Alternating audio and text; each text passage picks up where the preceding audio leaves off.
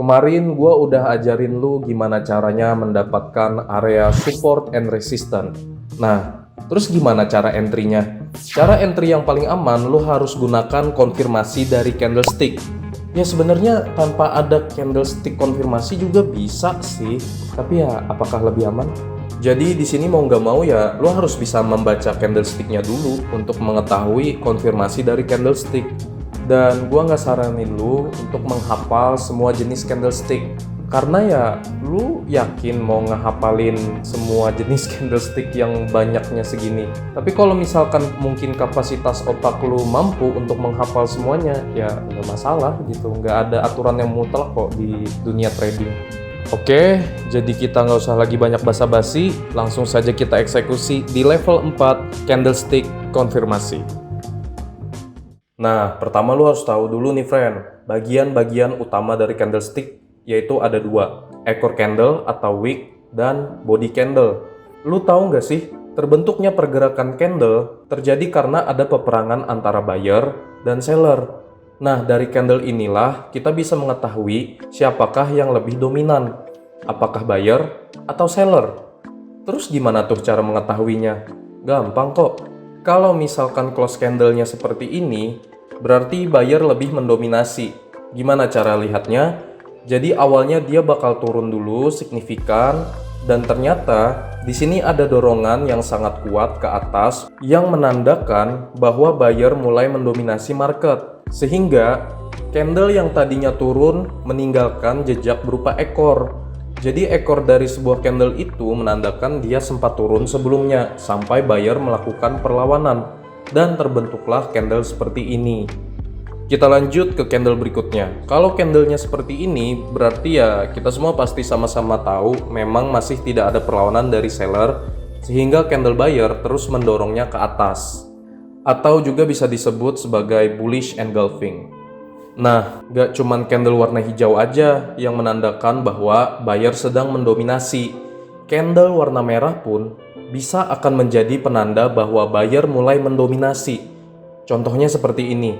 Biasanya candle akan open dengan posisi seperti ini, lalu karena ada dorongan signifikan dari buyer, jadinya dia terdorong lagi ke atas sehingga meninggalkan ekor yang panjang.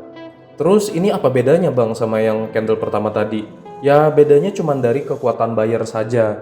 Kalau dia mendorong tapi masih meninggalkan candle warna merahnya, berarti kekuatan dorongan dari buyer itu masih kurang kuat. Tapi sudah mulai ada perlawanan dari buyer. Tapi kalau candlenya sudah berubah sampai warna hijau, nah mungkin ini akan menjadi lampu hijau untuk buyer. Karena buyer sudah memberi sinyal untuk pembalikan arah. Kalau yang lagi mendominasi market itu seller, gimana ciri-cirinya? Ya sama aja sih sebenarnya, tinggal lu balik aja. Cuman nggak apa-apa, kalau misalkan lu nggak paham, gue tetap bakal jelasin juga kok. Jadi kalau misalkan candle sedang signifikan naik, lalu di sini dia tertahan dan kembali terdorong turun, maka seller sudah mulai mendominasi. Dan sama halnya seperti candle buyer, di sini juga candlenya meninggalkan buntut yang cukup panjang, yang menandakan buyer sudah mulai melemah dan akan terjadinya pembalikan arah. Selanjutnya apabila candlenya full berwarna merah seperti ini, jadi dia benar-benar tidak ada perlawanan gitu ya kan, turun aja. Dia masih menandakan bahwa seller masih mendominasi dan masih ada potensi penurunan untuk kedepannya. Jadi kalau misalkan mau nge-buy sekarang itu agak lumayan berbahaya teman-teman. Nah, walaupun candlenya berwarna hijau, belum tentu dia akan terus melanjutkan kenaikannya. Karena bisa kita lihat dari buntutnya yang cukup panjang, menandakan bahwa seller mulai mendorong kekuatan dari candle kenaikan. Beberapa dari lu itu pasti pernah dengar doji candle. Candle ini dirumorkan sebagai tanda pembalikan arah dalam market. Tapi satu sisi ada juga loh yang membantahnya. Loh, jadi yang benar gimana? Bisa nggak ini jadi tanda pembalikan arah? Ya daripada kita memperdebatkannya di sini, mending kita langsung aja cari faktanya di real market. Oke, kita bakal cari nih doji candle tadi ya kan. Di sini gue menggunakan pair euro USD untuk mencari doji candle. Dan bisa dilihat di sini gue langsung dapat doji candlenya ya. Apakah dia balik arah? Ya benar, balik arah, cuman retest doang gitu. Tapi kan secara garis besar dia malah ngelanjutin kenaikannya lagi nih. Oke, mungkin itu tadi lagi apes aja gitu ya kan. Next gue bakal cari lagi deh doji candle. Em, nah ini, oke, ini gue dapat lagi nih satu. Coba perhatikan, ada tanda pembalikan arahnya nggak? Nggak ada kan? Jadi apakah doji candle bisa memberi sinyal pembalikan arah? Ya coba gue mau denger dulu deh pendapat lu di kolom komentar. Menurut gue pribadi, doji candle itu hanya menandakan bahwa seller dan buyer sama-sama sedang tidak mempunyai kekuatan, sehingga tidak ada tanda-tanda perlawanan arah dari candle. Makanya terbentuklah candle seperti ini. Jadi kalau misalkan lu ketemu candlestick seperti ini atau doji candle, ada lebih baiknya lu tungguin aja close candle berikutnya, karena ya ini masih berbentuk statis atau nggak ada perlawanan sama sekali teman-teman. Jadi cukup berbahaya kalau misalkan kita mau entry langsung di sini. Oke, jadi gimana nih kalau misalkan sudah paham gimana cara baca candle, apakah bagusnya trading menggunakan candle aja? Ya nggak gitu juga sih friend. Konfirmasi dari candle itu hanya berfungsi untuk sinyal tambahan agar lu bisa trading lebih aman. Kalau misalkan lu masih nggak paham, gue bakal kasih contoh seperti ini. Saat lu di rumah, selain kunci pagar, pasti kunci pintunya juga dong. Iya, benar. Dengan kunci pagar aja udah pasti aman. Tapi kan kalau misalkan lu tambah dengan kunci pintu, pasti akan lebih aman lagi. Nah, sama halnya seperti konfirmasi candle. Kalau lu sudah mendapatkan key levelnya, akan lebih baik lagi kalau misalkan lu bisa menunggu konfirmasi dari candlenya. Oh iya, kalau misalkan di sini nggak ada yang paham gimana cara cari key level, lu bisa balik lagi ke video gua yang di level 3 itu tentang support and resistance. Tapi bisa nggak sih bang kalau misalkan gua tuh trading tidak menggunakan konfirmasi? Ya bisa aja sih, tapi resiko tanggung sendiri ya. Mungkin biar lu lebih paham, gue bakal kasih contoh nih gimana sih cara trading menggunakan konfirmasi candle. Pertama, lu tinggal cari dulu di mana letak support and resistance-nya. Kalau lu masih kurang paham gitu ya kan gimana cara mencarinya, lu bisa langsung aja nonton video gue sebelumnya tentang support and resistance. Oke, di sini gue udah berhasil menemukan zona support and resistance-nya. Ya udah, tinggal gue tandain aja. Setelah itu gue bakal tunggu dulu nih sampai candlenya kembali ke zona gue lagi. Kalau lagi posisinya seperti ini, gue lebih saranin lu buat belajar lebih sabar lagi dan jangan coba-coba buat langsung asal masuk aja. Terlalu berisiko kalau misalkan lu masih nggak paham. Oke? Nah, bisa dilihat di sini candlenya sudah balik lagi ke zona gua. Sudah masuk zona bukan berarti kita langsung ambil posisi buy. Oke, kita perlu tunggu lagi konfirmasi dari candlenya. Ya, lu lihat aja candlenya.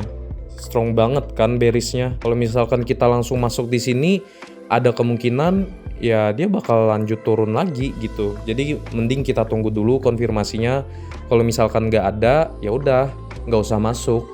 Nah, ini kan candlenya sudah memberi konfirmasi nih adanya penerusan naik ya kan.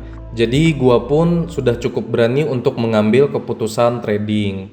Coba nih bayangin aja, kalau lu trading tanpa konfirmasi dan lu langsung aja masuk di sini ya kan. Ya lu udah kehilangan uang lu saat trading. Ciri-cirinya seperti apa sih konfirmasi candle ini? Lu bisa lihat patokan pertama gua saat ini adalah candle bearish panjang ini. Jadi gua punya plan kalau misalkan candle bullish berhasil lebih unggul dari candle bearish, gua akan memberi sinyal positif untuk melakukan pembelian. Itulah kenapa gua selalu menyarankan untuk perhatikan dan tunggu dulu konfirmasi candle pada saat trading. Ya tujuannya paling nggak biar trading lu bisa lebih aman dan terstruktur. Karena kesabaran adalah kunci dalam trading. Oke, back to the topic. Di sini gue langsung aja entry buy dan gue menargetkan take profit di angka 110 pip. Kenapa 100 pip? Ya gue cuman menyesuaikan lower high sebelumnya aja, ya kan? Nah untuk SL mungkin gue akan menargetkan di angka 60 pip aja udah cukup lah ya. Oke, cakep. Semoga aja sesuai dengan trading plan gue.